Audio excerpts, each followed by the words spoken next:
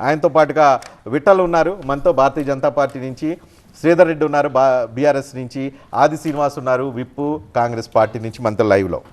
అయితే ఆది శ్రీనివాస్ గారి దగ్గరికి వెళ్ళే ముందుగా ఆయన ప్రాతినిధ్యం వహించే వేములవాడ మున్సిపాలిటీ గురించి ఒకసారి చూద్దాం.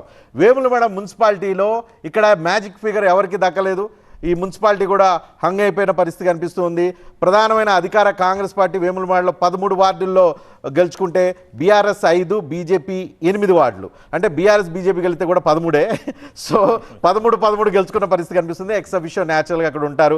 వేములవాడలో ఈయన ఆది శ్రీనివాస్ కూడా అక్కడ కాంగ్రెస్ పార్టీకి ఓటేస్తారు. ఇలా చూసుకుంటే కనుక అక్కడ మున్సిపాలిటీ కాంగ్రెస్ కైవసం చేసుకుంటుందా, లేదా అనూహ్యంగా ఏమన్నా ఇక్కడ బీజేపీ బీఆర్ఎస్లో ఏమన్నా ఊహాతీతమైన పనులు ఏమైనా చేస్తాయా లేదా అనేది ఆది శ్రీనివాస్ గారు చెప్పాలి. శ్రీనివాస్ గారు, వేములవాడ గురించి చెప్పండి.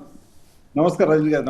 నమస్కారం. అక్కడ ప్రజల ఆలోచన కాంగ్రెస్ వైపు ఉన్నట్టుగానే గమనిస్తున్నాం. ఉత్తర తెలంగాణ మేము మొదట చెప్తా ఉన్నాం, భారతీయ జనతా పార్టీ మతాన్ని రెచ్చగొట్టే విధంగా ఈ ప్రాంతంలో ముందుకు పోవడం వల్ల కొంచెం ఇబ్బందికరమైన పరిస్థితులు ఎదురవుతున్నాయని చెప్పిన సందర్భంలో భాగంగా వాళ్ళకి 8 సీట్లు రావడం జరిగింది.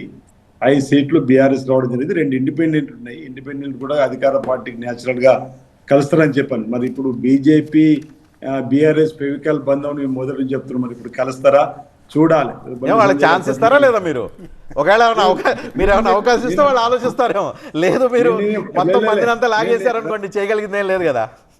రజనీకాంత్ గారు మేము ఒకటే చెప్తున్నాం, బీజేపీ బీఆర్ఎస్ ఫెవికాల్ బంధం ఉందని చెప్పి అనేక సందర్భాలు వాళ్ళ లోపాయకర ఒప్పందం వల్ల కూడా వేళల్లో మాకు కొంచెం ఇబ్బందికరమైన వాతావరణం ఏర్పడ్డది.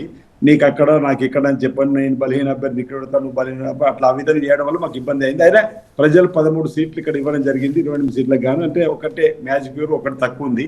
మీరు అన్నట్టు కోఆప్షన్ మెంబర్గా నేనున్నా, ఇంకోరు ఎమ్మెల్సీ వస్తారా, లేకపోతే ఇండిపెండెంట్ ఇద్దరు న్యాచురల్ గా అధికార పార్టీ వైపు వస్తామని చెప్పి వాళ్ళు వస్తారని చెప్పని భావిస్తా ఉన్నాం. కాంగ్రెస్ పార్టీకి ఆవేశం వేమరాడు, అందులో అనుమానం లేదు. రాష్ట్ర వ్యాప్తంగా కూడా చక్కటి ఫలితాలు గౌరవ ముఖ్యమంత్రి రేవంత్ రెడ్డి గారి పరిపాలన తీరు పట్ల ఆశీర్వాదం ఇచ్చినట్టుగా మనం భావించాలి. 1000 పైగా కౌన్సిలర్ కాంగ్రెస్ పార్టీ పక్షాన గెలవడము, 500 పైసలకు బీఆర్ఎస్ రావడం, 100 పైసలకే బహుశా 200 దాకా బీజేపీ రావచ్చు. అంటే బీజేపీ పట్టణాలలో వేగంగా విస్తరిస్తున్నామని చెప్పని వాళ్ళు ఏదైతే చెప్తున్నారో అది నిజం కాదని ఈ ఎన్నికల ద్వారా తేలింది రాష్ట్ర వ్యాప్తంగా నేను భావిస్తా ఉన్నా. నార్త్ తెలంగాణ నిజామాబాద్ కరీంనగర్ వచ్చే వరకు బీజేపీ సంబంధించిన ప్రాబల్యం పెరుగుతుంది అనేది మనం ఎంపీ ఎలక్షన్లో అనుకున్నట్టు సందర్భం. తర్వాత సర్పంచ్ ఎన్నికల్లో కూడా రాలేకపోయింది. ఇక్కడ కూడా 2-3 మున్సిపాలిటీలు వారు చెప్పుకోదగ్గ ఫిగర్స్ తీసుకున్నారు తప్ప భారతీయ జనతా పార్టీ పికప్ అయినట్టుగా ఈ ఎన్నికలతో కనిపించడం లేదు. బీఆర్ఎస్ పార్టీ క్యాడ్ ఉండడం వల్ల అంటే వ్యక్తిగతంగా కూడా రజనీకాంత్ గారు మీకు కూడా తెలియని అంశం ఏం కాదు. ఈ కౌన్సిలర్ గా వ్యక్తిగతంగా బలవంతుడు ఏ పార్టీలో కూడా గెలవడానికి అవకాశం ఉంటుంది. కుల బలము లేదంటే బంధువర్గము ఈ విధంగా ఉన్నటువంటి వాళ్ళు కూడా గెలవడానికి అవకాశం ఉంటుంది. అక్కడక్కడ ఆ విధంగా కూడా ఆ కొనుగోలు జరిగిందని చెప్పి మేము భావిస్తా ఉన్నాం.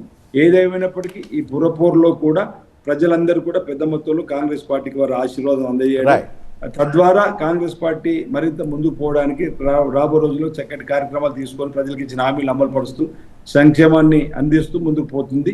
తద్వారా వచ్చే ఎన్నికల్లో కూడా కాంగ్రెస్ పార్టీకి మెరుగైన ఫలితాలు అందిస్తుందని చెప్పండి నిదర్శనంగా ఈ ఎన్నికల్లో మనం చూడవచ్చు అని చెప్పి నేను చెప్పే ప్రయత్నం చేస్తా ఉన్నాను.